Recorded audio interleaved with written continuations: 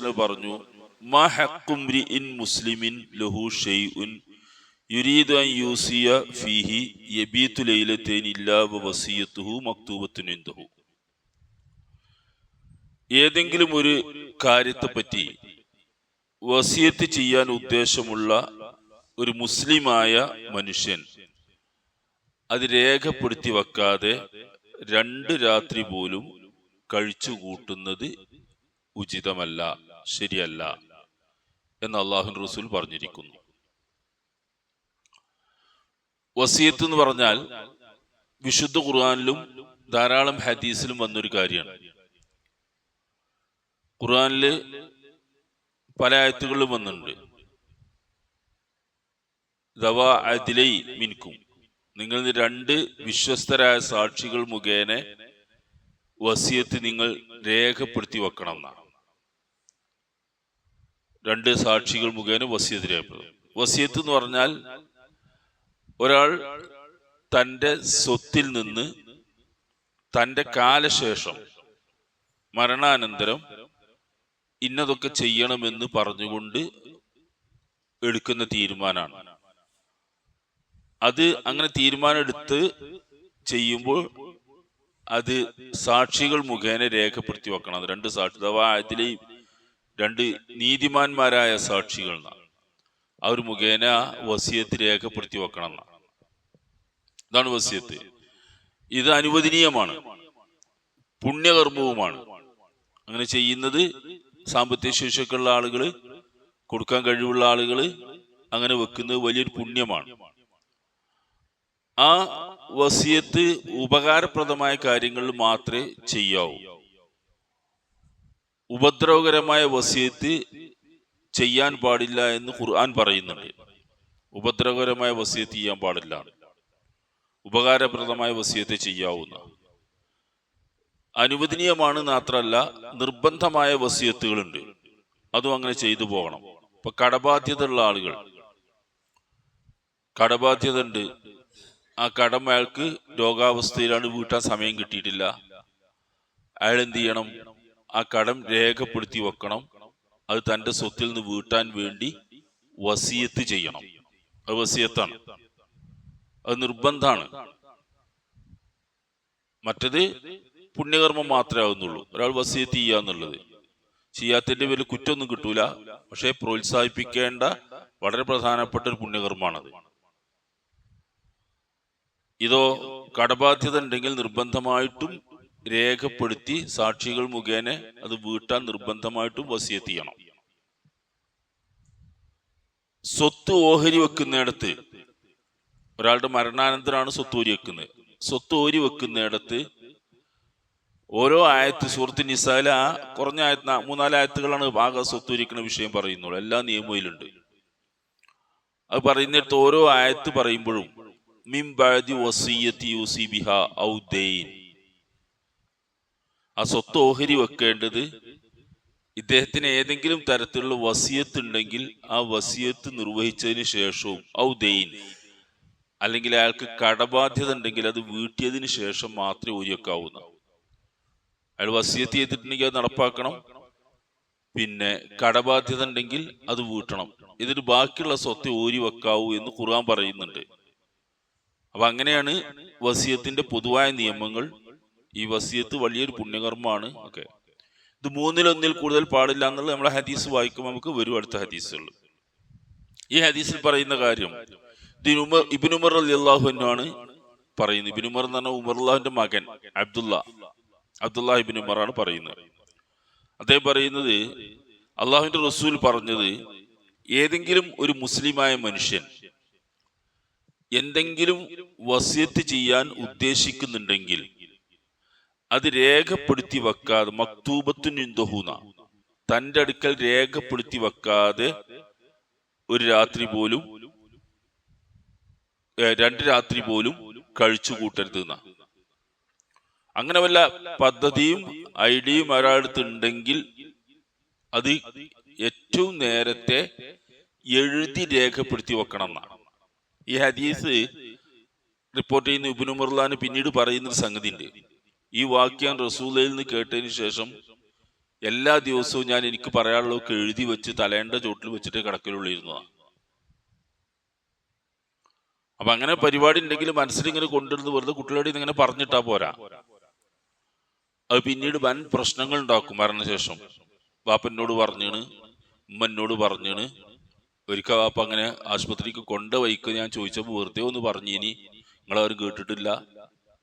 അങ്ങനെ തുടങ്ങും വസിയത്ത്. പിന്നെ അപ്പൊ അതൊന്നും വേണ്ട.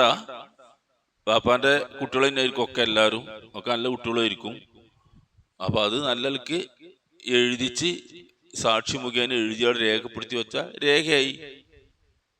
ഒരു വസിയത്തിന്റെ പത്രം എഴുതി വെച്ചുണ്ടാക്കി അവിടെ വെച്ചാൽ മതി, എന്നാ പ്രശ്നം തീരും.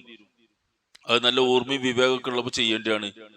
അത് ആരെങ്കിലും കൊണ്ടെങ്കിലും എഴുതിച്ചു കൊണ്ടുവന്നുകാണ്ട് ബാപ്പാനെ ഉറങ്ങണതിൻ്റെ ഇടയിൽ കൈ പിടിച്ചുകാണ്ട് ഒപ്പിടിക്കൊന്നും വേണ്ട. അങ്ങനെയൊക്കെ ചെയ്യണ മഹാന്മാരൊക്കെ ഉണ്ട്. ബാപ്പ ഉറങ്ങണതിൻ്റെ ഇടയിൽ പിടിച്ചുകാണ്ട് കയ്യുമ്പോൾ മഷിയാക്കി മല്ലയിൽ കൈ കൊണ്ട് എല്ലാം ഒപ്പിടിച്ചുകാണ്ട് ബാപ്പ വസിയത്ത് ചെയ്തെന്ന് പറഞ്ഞ സമർത്ഥന്മാരായ വാപ്പ നോക്കണ നല്ല കുട്ടികളും ഉണ്ട്. അപ്പൊ അതൊന്നും ഇല്ലാതെ നല്ല സ്വബോധമുള്ള സമയത്ത് വാപ്പ അത് എഴുതി വെക്കുക, എന്നിട്ട് ഇന്നെ വസിയത്ത് ചെയ്യാന്ന്. അപ്പൊ ഇതിന്റെ വിശദാംശങ്ങൾ നമുക്ക് താഴെ വരും. അപ്പൊ ഇതിൽ പറഞ്ഞ ഈ സംഗതി അപ്പൊ അങ്ങനെ ഉണ്ടെങ്കിൽ അത് രേഖപ്പെടുത്തി വെക്കണം എന്നുള്ളതാണ്. അത് 2 സാക്ഷികൾ വേണമെന്ന് ഖുർആൻ പറയുന്നുണ്ട്. രേഖപ്പെടുത്തി വെക്കണം വസിയത്തുകൾ, എന്നാ പ്രശ്നങ്ങളില്ലാതെ പോകാൻ കഴിയും. ഉപദ്രവകരമായ വല്ല വസിയത്ത്, ഖുർആൻ പറയുന്ന സംഗതി, ഉപദ്രവകരമായ വല്ല വസിയത്തും ആരെങ്കിലും ചെയ്തിട്ടുണ്ടെങ്കിൽ അത് നടപ്പാക്കാനും പാടില്ല. അത് നടപ്പാക്കാൻ പാടില്ല. സ്വത്ത് വെക്കുമ്പോൾ അത് ഒഴിവാക്കണം. മതത്തിനെതിരായ വസിയത്ത് ചെയ്താല്. അപ്പൊ അതിലുള്ള സംഗതി എന്താന്ന് വെച്ചാല്, ഇപ്പൊ ചിലയിടത്തൊക്കെ ഉണ്ടാവും അങ്ങനെ. ഇപ്പൊ 2 ഭാര്യമാരുണ്ടാവും ചിലർക്ക്, അതിൽ 2 മക്കളും ഉണ്ടാവും.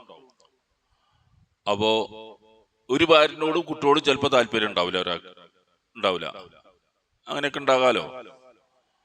അപ്പൊ എന്ത് ചെയ്യുക, സ്വത്ത് ഓൽക്ക് കിട്ടാതിരിക്കാൻ വേണ്ടി എഴുതിച്ചുണ്ടാക്കി രേഖപ്പെടുത്തി വെക്കും. ഓൽക്ക് കൊടുക്കുക. മരിച്ചു നോക്കുമ്പോൾ വാപ്പാന്റെ പത്രം ഉണ്ടാവും, എഴുതി വെച്ച പത്രം കടലാസ് ഉണ്ടാവും, അതിൽ മറ്റവർക്ക് സ്വത്ത് കൊടുക്കുക. ആ വസിയത്ത് നടപ്പാക്കാൻ പാടില്ല.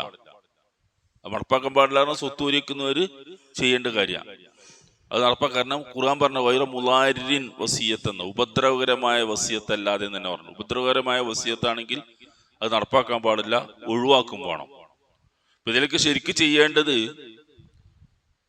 ഉത്തരവാദപ്പെട്ട രേഖകളൊക്കെ എഴുതി ഉണ്ടാക്കുന്ന ആളുകളുണ്ടാവും ഓരോ സ്ഥലത്തും. ഇപ്പൊ അറബ് രാജ്യങ്ങളാണെങ്കിൽ അവിടെ ഉണ്ടാവും, അറബേതര നമ്മളെ ഇസ്ലാമിക അല്ലാത്ത രാജ്യങ്ങളുണ്ടാവും, ഇവിടെ ഉണ്ടാവും. ഇതൊക്കെ എഴുതി വെക്കുന്ന ശരിക്ക് രേഖകൾ ഉണ്ടാക്കുന്ന ആളുകൾ കൊണ്ട് ശരിക്കും എഴുതിച്ച് സാക്ഷികളെ കൊണ്ട് ഒപ്പിച്ച് മുദ്രപത്രത്തിലൊക്കെ എഴുതി രേഖപ്പെടുത്തി വെച്ചാൽ അത് ഏറ്റവും സുരക്ഷിത. എന്നാ പ്രശ്നം ഉണ്ടാവില്ല. അതിൽ തന്നെ ഉപദ്രവകരമായ വല്ലതും ഉണ്ടെങ്കിൽ നടപ്പാക്കാനും പാടില്ല. ഇബ്നു ഉമർ ചെയ്തിരുന്നത് ഇങ്ങനത്തെ വസിയത്തുകൾ, അല്ലെങ്കിൽ റസൂലുള്ളാഹിന്റെ അടുത്ത് ഈ വാക്ക് കേട്ടതിന് ശേഷം ഒറ്റ രാത്രി പോലും ഞാൻ എൻ്റെ വസിയത്ത് രേഖപ്പെടുത്തി വെക്കാതെ കിടന്നുറങ്ങാറില്ലായിരുന്നു.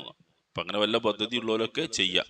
ഈ സാമ്പത്തിക ശേഷിയുള്ള ആളുകള്, അത്യാവശ്യം സാമ്പത്തിക ശേഷിയൊക്കെ ഉണ്ട്, മക്കൾക്ക് ഓൽക്കും ജീവിക്കാൻ വകയൊക്കെ ഉണ്ടാവും, ഇനി സ്വത്ത് ഓരിച്ചാലും ഓൽക്ക് കിട്ടുകയാണെങ്കിലൊക്കെ അത്യാവശ്യം ആവും എന്നൊക്കെ ഉള്ളവര് വസിയത്ത് ചെയ്യാണ് വേണ്ടി. 3-1 കൂടുതൽ വസിയത്ത് ചെയ്യാൻ പാടില്ല. വേറുള്ളവർക്ക് വസിയത്ത്, അനന്തരാവകാശിക്ക് വസിയത്ത് ചെയ്യാനും പാടില്ല. സ്വത്ത് നിയമേന കിട്ടുന്ന ആളുകൾ ഉണ്ടാവും, ഓരി വെക്കുമ്പോൾ ഓൽക്ക് വേറെ വസിയത്തൊന്നുമില്ല, ഓൽക്ക് അത് കിട്ടിയാൽ മതി. അതാണ് ഇതിന്റെ പൊതു തത്വങ്ങൾ. ഇനി അടുത്ത ഹദീസ് നോക്കുക. عن سعد بن أبي وقاص رضي الله عنه قال قلت يا رسول الله أنا ذو مال ولا يرثني إلا ابنة لي واحدة أفأتصدق بثلثي مالي قال لا قلت أفأتصدق بشطره قال لا قلت أفأتصدق بثلثه قال لا الثلث والثلث كثير إنك أن تذر ورثتك أغنياء خير من أن تذرهم عالة يتكففون الناس. മുത്തഫഖുൻ അലൈഹി. ഇമാം ബുഖാരി മുസ്ലിം രേഖപ്പെടുത്തിയ ഒരു ഹദീസ്. വളരെ പ്രസിദ്ധമാണ് ഈ സംഭവം, എപ്പോഴും ക്ലാസ്സിലും ഖുതുബയിലൊക്കെ വരുന്ന സംഭവം. ഈ ഹദീസ് റിപ്പോർട്ട് ചെയ്യുന്നത് സഅദ് ഇബ്നു അബി വഖാസ് എന്ന് പറയുന്ന ഒരു സഹാബിയാണ്. 10 പേരെ റസൂല് സ്വർഗം കൊണ്ട് വാഗ്ദാനം ചെയ്തതിൽ സഅദ് ഇബ്നു അബി വഖാസ് ഉണ്ട്. അത്ര പ്രസിദ്ധനാണ് അദ്ദേഹം. ഏറ്റവും ആദ്യ കാലത്ത് ഇസ്ലാം സ്വീകരിച്ച, വളരെ യുവാവായിരിക്കുന്ന സമയത്ത് തന്നെ ഇസ്ലാം സ്വീകരിച്ച വ്യക്തിയാണ് സഅദ് ഇബ്നു അബി വഖാസ്. ഇസ്ലാമിന്റെ മാർഗത്തിൽ ആദ്യമായിട്ട് പീഡനങ്ങൾ ഏൽക്കേണ്ടി വന്ന കൂട്ടത്തിൽ ഒരാളാണ് അദ്ദേഹം. യോദ്ധാവായിട്ടും ഒക്കെ വരേണ്ടി വന്ന ആളുകൾ ഇപ്പെട്ടതിൽ ആളാണ്. അപ്പൊ അങ്ങനെ സഅദ് ഇബ്നു അബി വഖാസ് അദ്ദേഹം പറയാണ്, ഈ അതിന്റെ ഹദീസിന്റെ ഒരു മുൻഭാഗത്ത് കുറച്ച് കാര്യങ്ങൾ പറയാത്തുണ്ട്. അതില് ഇദ്ദേഹം രോഗിയായി കിടന്നപ്പോൾ റസൂൽ അദ്ദേഹത്തെ സന്ദർശിക്കാൻ വിളിച്ചെന്നു. അപ്പൊ രോഗാവസ്ഥയിൽ റസൂൽ സന്ദർശിക്കും. അത് ചെറിയവരും വലിയവരും ഒക്കെ സന്ദർശിക്കും. ജൂതനായ ഒരു ബാലൻ നബിക്ക് ഹിദ്മ നടത്തിയിരുന്ന ഒരാളുണ്ടായിരുന്നു, ഒരു പയ്യൻ നബിക്ക് സേവനം ചെയ്തിരുന്ന ആ ജൂതനെയും നബി സന്ദർശിച്ചിരുന്നു. രോഗികളെ നബി സന്ദർശിക്കും. ചെറുതും വലുതും നോക്കാതെ, ആളെ വലുപ്പം നോക്കാതെ സന്ദർശിക്കും. എന്നിട്ട് അങ്ങനെ സന്ദർശിച്ചപ്പോ ഒരു രോഗാവസ്ഥയിലല്ലേ. അപ്പൊ അദ്ദേഹം പറഞ്ഞു, നബി എന്റെ അവസ്ഥ നിങ്ങൾക്ക് അറിയാലോ, രോഗത്തിന്റെ അവസ്ഥയിലുള്ള, ചിലപ്പോൾ രക്ഷപ്പെട്ടു എന്ന് വരാം, ഇല്ലാതെയും വരാം എന്നൊരവസ്ഥയിൽ അദ്ദേഹം റസൂലിനോട് ചോദിക്കും. പക്ഷെ അദ്ദേഹം ആ രോഗത്തിൽ മരിക്കുന്നില്ല, പിന്നെയും കുറെ കാലം ജീവിച്ചു, ധാരാളം മക്കളും ഉണ്ടായിരുന്നു.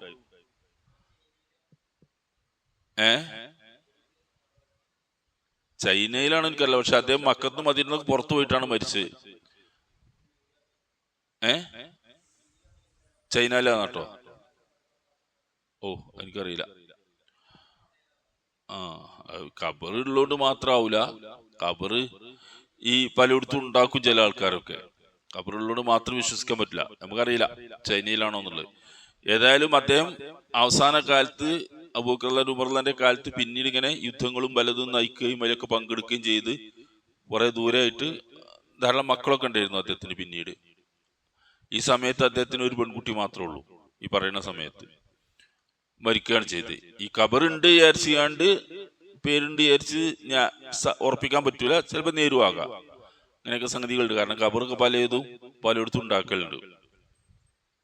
അപ്പൊ ഇദ്ദേഹം റസൂലിനോട് പറഞ്ഞു, യാ റസൂൽ അല്ലാഹ്, അല്ലാഹുവിന്റെ റസൂലേ, അനദൂ മാലിൻ, ഞാൻ ഇഷ്ടം പോലെ മുതലുള്ള ഒരാളാണ്, ധാരാളം സമ്പത്തുണ്ട്. വലാ യരിസ്നി ഇല്ലാ ഇബ്നത്തുലി വാഹിദ, എന്നെ അനന്തരാവകാശം എടുക്കാൻ എൻ്റെ ഈ ഒരു മകള് മാത്രമേ ഉള്ളൂ. അഫഅതസദ്ദഖു ബിസുലുസൈ മാലി, എൻ്റെ സമ്പത്തിന്റെ 2/3 ഭാഗം, അതിന്റെ മുഖ്യ ഭാഗമായി 3 ഉരിച്ചാക്കിട്ട് 2 ഭാഗവും ഞാൻ ധർമ്മം ചെയ്യട്ടെ റസൂലേന്ന് ചോദിച്ചു. ആകെ ഒരു പെൺകുട്ടിയല്ലേ ഉള്ളൂ, നോക്കുമ്പോൾ അതിന് അത്യാവശ്യമൊന്നുമില്ല, എനിക്ക് ഇഷ്ടം പോലെ മുതലുണ്ട്, ബാക്കിയൊക്കെ ഞാൻ അള്ളാന്റെ മാർഗത്തിൽ കൊടുക്കട്ടെ. നിങ്ങൾക്ക് ആ മനസ്ഥിതിയാണ് നമ്മൾ നോക്കേണ്ടി, അങ്ങനെ ചെയ്യട്ടെ എന്ന് പറഞ്ഞു. കാല, അപ്പൊ റസൂലല്ല, അത് ചെയ്യാൻ പറ്റൂല, 2/3 കൊടുക്കാൻ പറ്റൂല. അപ്പൊ കുൽത്തു, ഞാൻ ചോദിച്ചു, അഫസദ്ദഖ് ബിശത്രിഹി, എന്നാ പകുതി ആയിക്കോട്ടെ, 2/1 ആയിക്കോട്ടെ, 2 ഉരിച്ചിട്ടൊരു ഊരി, ബാക്കി കിട്ടുമല്ലോ. അപ്പൊ കാല ല, അതും പറ്റൂല. കുൽത്തു അഫതസദ്ദഖ് ബിസുലുസിഹി, എന്നാ 1/3 ആയിക്കോട്ടെ റസൂലേ, 3 ഉരിച്ചിട്ട് ഒരു ഊരി, അത് കൊടുക്കട്ടെ. അപ്പൊ റസൂലിന് വസ്സുലുസു അസ്സുലുസു 1/3, വസ്സുലുസു കസീർ, 1/3 തന്നെ ധാരാളാണ്, 1/3 തന്നെ ധാരാളാണെന്ന് പറഞ്ഞു. കൊടുക്കണ്ടെന്നല്ല റസൂല് പറഞ്ഞു, അതിന്റെ ഒരു നിലപാട് പറയാണ് റസൂല്. റസൂല് പറഞ്ഞ തത്വമാണ് ഇതിൽ പ്രധാനം. ഇന്നക്കൻ തദറ വറസത്തക അഗ്നിയ ഖൈറു മിനൻ തദറഹും ആലത്തിൻ യതകഫഫൂന നാസ്. ഇത് അല്ലാഹുവിന്റെ റസൂലാ പറയുന്നത്, അല്ല വേറൊരാളല്ല. റസൂൽ പറഞ്ഞോ, നിന്റെ അനന്തരാവകാശികളെ നിന്റെ കാലശേഷം ജനങ്ങളുടെ മുമ്പിൽ കൈകാട്ടുന്നവരായി വിട്ടേക്കുന്നതിനേക്കാൾ നിനക്ക് ഉത്തമം അവരെ സ്വയം പര്യാപ്തരാക്കി ജീവിക്കാൻ വകയുള്ളവരാക്കി വിടുന്നത് തന്നെയാണ്. റസൂല് പറഞ്ഞാണ് ഇപ്പത്. അനന്തരാവകാശികൾ നമ്മളാൽ മരിക്കുന്നതോട് കൂടി പിന്നെ ഓലൊക്കെ പാപ്പരായി പോണ അവസ്ഥയ്ക്ക് ആക്കേണ്ട ഓലാരും, എല്ലാം ദാനം ചെയ്ത് ഒക്കെ കൊടുത്ത് പള്ളിക്ക് കൊടുത്ത് കണ്ടൊക്കെ കൂടി കുടുങ്ങാൻ നിൽക്കേണ്ട ആൾക്കാർ, അങ്ങനെ മക്കളൊക്കെ പാപ്പാനെ പിരാകുന്ന അവസ്ഥ വരണ്ടാണ്. അവർക്ക് ജീവിക്കാൻ വക ഉണ്ടാക്കി വിടുന്നതാണ് നിനക്ക് ഖൈർ, ഉത്തമം എന്നാ. നിനക്ക് നബിയാണല്ലോ ഇത് പറയണം, അങ്ങനെ ചെയ്യണമെന്ന്, ജീവിതത്തിൽ അങ്ങനെയൊക്കെ ശ്രദ്ധിക്കണം തന്നെയാണല്ലോ പറയണതിനർത്ഥം. അല്ല പരലോകത്തേക്ക് കൂലിട്ടാൻ വേണ്ടി ഒക്കെയാണ് കൊടുത്തുകാണ്ട് മക്കളെ വഴിയാധാരാക്കി വിടുന്ന പരിപാടി അല്ലല്ലോ പറയുന്നത്. അപ്പൊ റസൂൽ പറഞ്ഞ തത്വതാണ്, ഇന്നക്കൻ തദറ വറസത്തക അഗ്നിയ ഖൈറു മിനൻ തദറഹും ആലത്തൻ യതകഫഫൂന നാസ്. നിന്റെ അനന്തരാവകാശികളെ നിന്റെ കാലശേഷം യതകഫഫൂന നാസ്, ജനങ്ങളുടെ മുമ്പിൽ കൈ നീട്ടുന്നവരാക്കി വിട്ടേക്കുന്നതിനേക്കാൾ നിനക്ക് ഉത്തമം അവരെ സ്വയം പര്യാപ്തരാക്കി അവരെ വിട്ടേക്കുന്നതാണ് നല്ലത് എന്ന് റസൂൽ പറഞ്ഞു. അപ്പൊ ഇവിടെ ഈ ദാനധർമ്മം ചെയ്യുന്നത് പുണ്യകർമ്മമാണ്, ഒക്കെ നല്ല കാര്യമാണ്, ആർക്കും തർക്കമില്ല. ഇഷ്ടം പോലെ ഖുർആൻ മറിച്ചു നോക്കിയാൽ ഓരോ പേജിലും കാണാൻ ധർമ്മം ചെയ്യണമെന്ന്. ഏതെങ്കിലും വകുപ്പിൽ പണം ചെലവാക്കുന്ന ഒരു വകുപ്പില്ലാത്ത ഒറ്റ പേജ് ഉണ്ടാവില്ല ഖുർആനില്. അതിന് മാത്രം വിഷയങ്ങളിൽ പണം ധനം ചെലവഴിക്കാൻ വേണ്ടി പറയുന്നുണ്ട്. പക്ഷെ അവിടെയൊക്കെയുള്ള നിയമം തന്നെയാണ്, ഒരു മിതത്വം എല്ലാ വിഷയത്തിലുള്ള മാതിരി ഇതിലും ഉണ്ട്. കൊടുത്തു തൊലയാൻ പാടില്ല, തൊലയുന്ന പ്രശ്നമല്ല, എന്നാലും അങ്ങനെ ആകാൻ പാടില്ല അർത്ഥം. ഈ ഇബാദുർ റഹ്മാൻ, പരമകാരുണികനായ അള്ളാഹുവിന്റെ ദാസന്മാർ എന്ന് പറഞ്ഞിട്ട് ഇബാദുർ റഹ്മാൻ അല്ലദീന യംശൂന അലൽ അർളി ഹൗന എന്നിട്ട് കുറെ ലക്ഷണങ്ങൾ ഇങ്ങനെ പറയുന്നുണ്ട്. ആ ലക്ഷണങ്ങൾ പറയുന്ന കൂട്ടത്തിൽ അവർ ചെലവഴിക്കുമ്പോൾ വല യഖ്തുറു വല യുസ്രിഫു എന്ന് രണ്ട് വാക്കാ ഉപയോഗിച്ച്. ഒന്ന് പിശുക്ക് കാണിക്കൂല, മറ്റത് ഈ ഇസ്രാഫ് അമിതവ്യയം ചെയ്യൂല എന്ന. വക്കാന ബൈനദാലിക ഖവാമ, രണ്ടിന്റെ ഇടക്ക് മിതമായ നിലപാട് സ്വീകരിക്കുന്ന. പിശുക്കും കാണിക്കൂല, അമിതത്വം കാണിക്കൂല, രണ്ടിന്റെ ഇടക്കുള്ള മിതമായ നിലപാട് സ്വീകരിക്കുന്ന. ആ മിതമായ നിലപാട് എല്ലാറ്റിലും വസ്തിയത്ത് എന്ന് പറയാം, മധ്യ നിലപാട്. ആ മധ്യ നിലപാട് ഇസ്ലാമിന്റെ എല്ലാ കാര്യത്തിലുണ്ട്. രണ്ടറ്റങ്ങൾക്കും നടുക്കായിരിക്കും ഇസ്ലാം ഉണ്ടാകുക. അങ്ങേ അറ്റത്തും ഉണ്ടാവില്ല, അങ്ങേ അറ്റത്തും ഉണ്ടാവില്ല, നടുക്കാണ് ഇസ്ലാം എല്ലാ കാര്യത്തിലും. അതാണ് നീതി എല്ലാത്തിലും ഉണ്ടാവുക. ഈ ചോദിക്കുമ്പോ കൈ ഇങ്ങനെ പെരടിയിലേക്ക് നിൽക്കാന്ന് പറഞ്ഞു സ്ഥലത്ത്, പെരടിയിലേക്ക് ബന്ധിക്കരുത് എന്നാ. കുല്ലൽ ബസ്, അങ്ങനെ കൈ ഇങ്ങനെ തുറന്നു വെക്കും ചെയ്യരുത്. ആ പ്രയോഗം വളരെ കൃത്യ. എന്തെങ്കിലും ചോദിക്കുമ്പോ കൈ ഇങ്ങോട്ട് പെരടി കൂടി കുട്ടിയോട് എന്തെങ്കിലും ചോദിച്ചു നോക്കേണ്ടി. ഇവിടെ ചോദിച്ചാൽ അപ്പം നടങ്ങാണ്ട് പിടിക്കും കൈ. കൊടുക്കാത്ത കുട്ടികള്, കുട്ടി ചെറിയ കുട്ടിക്ക് താല്പര്യമില്ലാണെങ്കിൽ പെരടിക്കാണ്ട് പിടിക്കും. അങ്ങനെ ഖുർആൻ പറഞ്ഞ അങ്ങനെ പെരടിക്കട് കെട്ടു ചെയ്യരുത്, കൈ ഇങ്ങനെ നീർത്തി ഇങ്ങനെ തുറന്നിങ്ങനെ വെക്കരുത് എന്നാ. രണ്ടിന്റെയും മധ്യ നിലപാട് സ്വീകരിക്കണം എന്നാ. അപ്പൊ ഇതന്നെയാണ് ഈ വിഷയത്തിലും ഖുർആന്റെ ഹദീസിൽ, ഈ ഹദീസിൽ വരുന്നത് തന്നെയാണ്. ഒരു മിതമായ നിലപാട് സ്വീകരിക്കുക. വസിയത്ത് ഉണ്ടെങ്കിൽ 3-1 കൂടുതൽ വസിയത്ത് ചെയ്യാൻ പാടില്ല. 3 തന്നെ ധാരാളമാണ്. പിന്നെ വസിയത്ത് ചെയ്യാൻ പ്രോത്സാഹിപ്പിക്കുകയാണ് ചെയ്യുന്നത്. അതൊക്കെ അങ്ങനെ എന്തെങ്കിലുമൊക്കെ ഉണ്ടെങ്കിൽ വസിയത്ത് ഇത് വെച്ച് കൊടുക്കുന്നതൊക്കെ പരലോകത്ത് ഇങ്ങനെ വരും, അല്ല ഒന്നുമില്ല. അപ്പൊ അതാണ് അതിലെ വിഷയങ്ങൾ നടത്തുന്നത്.